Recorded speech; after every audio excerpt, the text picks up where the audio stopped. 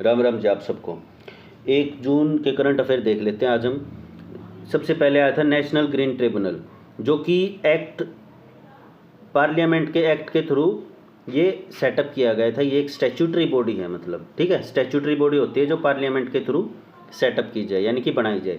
काम क्या करती है? ये काम करती है इन्वायरमेंटल प्रोटेक्शन से रिलेटेड, और कोई भी नेचुरल रिसोर्स हो उसकी प्रोटेक्शन से रिलेटेड काम करती है, मतलब उसको बचाने का काम करती है। जैसे लैंड हो गई, वाटर हो गया, वाटर रिसोर्सेज हो गया, लेक्स हो गई, है ना, ऐसी ऐसी चीज़ें को प्रोटेक्ट करने का काम करते हैं नेशनल ग्रीन ट्रिब्यूनल। फिर उसके बाद हम देख लेते हैं सेटअप कब की गई थी। सेटअप की गई थी जी नेशनल ग्रीन ट्रिब्यूनल एक्ट 2010 में। ये इसके एक्ट के थ्रू ये बनाई गई थी 2010 में। और इंडिया जो है ना, थर्ड कंट्री है जिसके पास एक पर्टिकुलर चीज़ है अपनी इन्वायरमेंट को बचाने के लिए, ठीक है। तो ये थर्ड कंट्री है इंडिया वर्ल्ड की। अब इसका हेडक्वार्टर हम देख लेते हैं। हेडक्वार्टर है जी दिल्ली में, ठीक है। और जो उसकी ब्रांचेज हैं, मतलब एक तो हो गया अपना हेडक्वार्टर, और उसकी ब्रांचेज भी तो होंगी ना। ब्रांचेज है अपनी भोपाल, पुणे, कोलकाता और चेन्नई, ठीक है। यहाँ अपनी ब्रांचेज हैं। फिर जो इसका चेयरमैन होता है, चेयरमैन कौन होता है? चेयरमैन होता है जी रिटायर्ड जज होता है।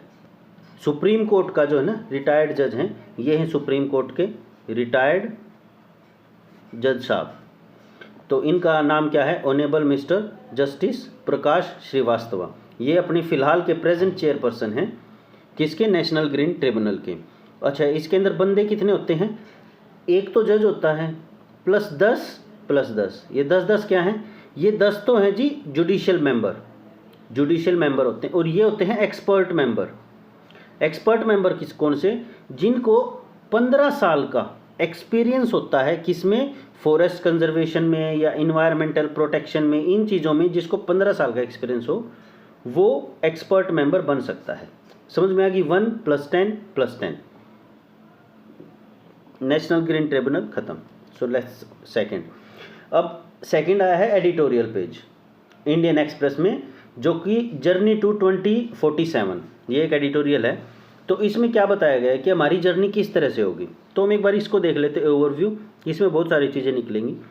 एक तो डेवलप्ड का मतलब क्या है, पहले हम ये समझ लेते हैं। What do you mean by the developed? अगर हम कह रहे हैं कि 2047 में हमारा कंट्री डेवलप्ड हो जाएगा, मतलब इंडिया, तो उसका मतलब क्या है डेवलप्ड का? डेवलप्ड का मतलब है कि जो पर कैपिटा इनकम है वो, अगर हम बात करें इंटरनेशनल फाइनेंशियल ऑर्गेनाइजेशंस की, तो उनकी एक क्राइटेरिया है कि जो इसको फुलफिल करेगा वही डेवलप्ड कहलाएगा। क्या क्राइटेरिया है? क्राइटेरिया है कि जो पर कैपिटा इनकम है 13,845, यानी कि 13,845 डॉलर जिसकी इनकम होगी ना, वो तो कहलाएगा जी डेवलप्ड। और अगर हम इंडिया की फ़िलहाल की बात करें कि अब कितनी है इंडिया की, और अगर हम देखो फ़िलहाल की इंडिया की बात करें, तो इंडिया की फ़िलहाल की इनकम है $2500। ये है फ़िलहाल की इंडिया की, लेकिन ये आज के समय की है, यानी कि 2024 की। अगर हम बात करें 2047 की, तो ये जो पर कैपिटा इनकम है जो इंटरनेशनल फाइनेंशियल ऑर्गेनाइजेशन ने दी है, ये और ज़्यादा बढ़ जाएगी। ये अगर आज 13,845 रुपये है, तो ये लगभग उस टाइम पर जाते जाते शायद $20,000 हो जाए। तो कोई बड़ी बात नहीं है, क्योंकि महंगाई भी तो बढ़ रही है ना, इन्फ्लेशन भी बढ़ रहा है। तो ये पर्टिकुलर एक अमाउंट है, ये भी इंक्रीज़ होगा, ठीक है। और जो ये है 2500 रुपये पर, ये किसने दिया था? ये दिया था IMF ने, ठीक है, इंटरनेशनल मॉनेटरी फंड ने। अब हम बात कर लेते हैं कि इसके लिए हमें करना क्या होगा। जैसे डेवलप्ड बनाना है अगर हमें हमारा कंट्री, तो इसके लिए क्या करना होगा? इसके लिए 3-4 चीज़ें हैं। देखो पास्ट में क्या रहा है? पास्ट में रहा है कि जो जितना चीज़ों का एक्सपोर्ट करेगा वो उतना ही बेटर होता चला जाएगा, वो कंट्री उतना बेटर होता चला जाएगा। तो अगर हम एक्सपोर्ट की बात करें तो इंडिया का एक्सपोर्ट कब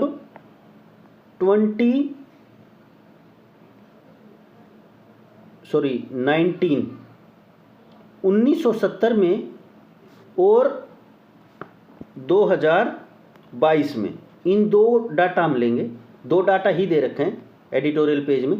1970 में इंडिया का जो वर्ल्ड की एक्सपोर्ट में इंडिया का कितना सहयोग था, 0.6% इंडिया का पूरे वर्ल्ड के एक्सपोर्ट में। मतलब पूरे वर्ल्ड में अगर शो हो रहा है तो इंडिया का आइटम पूरे वर्ल्ड में 0.6 जा रहा है।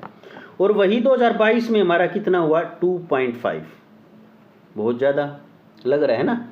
अब देख लेते हैं चाइना का, क्योंकि जब दो देशों को कंपेयर करते हैं तभी हमें अपनी औकात पता लगती है।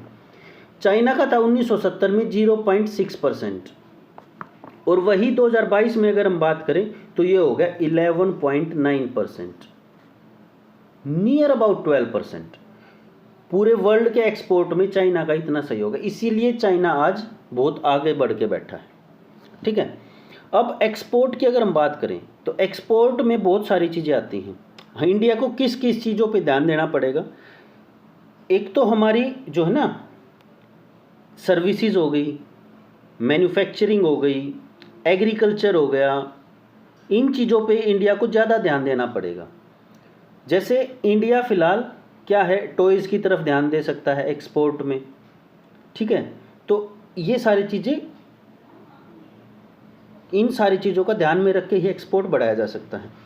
अब एक्सपोर्ट से होता क्या है, एक्सपोर्ट से पता लगता है हमारी जो है ना टेस्ट ऑफ एफिशिएंसी, मतलब हम कितने एफिशिएंट हैं अदर कंट्रीज़ को अपना प्रोडक्ट देने में। इससे हमारा एक्सपोर्ट से हमें ये पता लगता है, तभी हमारी पर कैपिटा इनकम बढ़ पाएगी, तभी हमारा कंट्री डेवलप्ड हो पाएगा 2047 तक। और इसके साथ साथ हमें जॉब्स से भी ध्यान रखना बनेगा।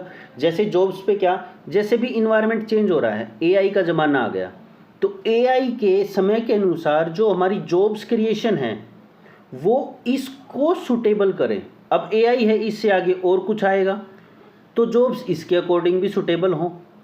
तो जॉब्स हमें टाइम टू टाइम पे उस क्राइटेरिया के हिसाब से मिलती रहें इंडस्ट्रीज़ को, ताकि वो अपना काम आगे कंटिन्यू कर सकें और इनइक्वालिटीज़ ना हो। मतलब इनइक्वालिटीज़ हम मेजर कर सकें, जो कि होता है गिनी इफेक्ट। गिनी इफेक्ट जिसको हम बोलते हैं इनइक्वालिटीज़ में मेज़र करने के लिए हम गिनी इफेक्ट का यूज़ करते हैं कि इनइक्वालिटीज़ कितनी हैं कितनी नहीं है, इन सब चीज़ों के लिए। तो ये था अपना क्या, डेवलप्ड कंट्री 2047 तक। इंडिया को क्या है, इन सब चीज़ों को साथ में लेके चलना पड़ेगा। जॉब्स की तरफ ध्यान देना पड़ेगा, एआई जो भी अपना नई नई टेक्नोलॉजी आ रही हैं उसके लिए हमें प्रिपेयर्ड होकर चलना पड़ेगा। कॉलेजेस में ध्यान रखना पड़ेगा, कॉन्टीन्यूटी में कॉलेजेस में अपनी जो इंडस्ट्रीज़ के साथ है अटैचमेंट वो बढ़ानी पड़ेगी, उनको ज़्यादा अच्छी नॉलेज प्रोवाइड करनी पड़ेगी ऑन ग्राउंड कि रियल में होता क्या है और किताब में क्या होता है। ठीक है, ये इसके सॉल्यूशंस थे।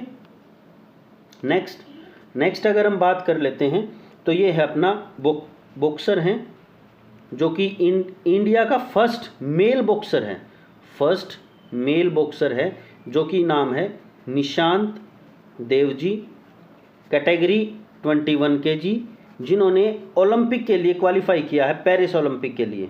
सो 2024 का ओलंपिक कहाँ होगा, पेरिस में, फ्रांस। ठीक है, पेरिस में अपना ओलंपिक होगा और इन्होंने टिकट लिया है, बुक किया है अपना टिकट ओलंपिक के लिए। तो इतना ही था आज के लिए।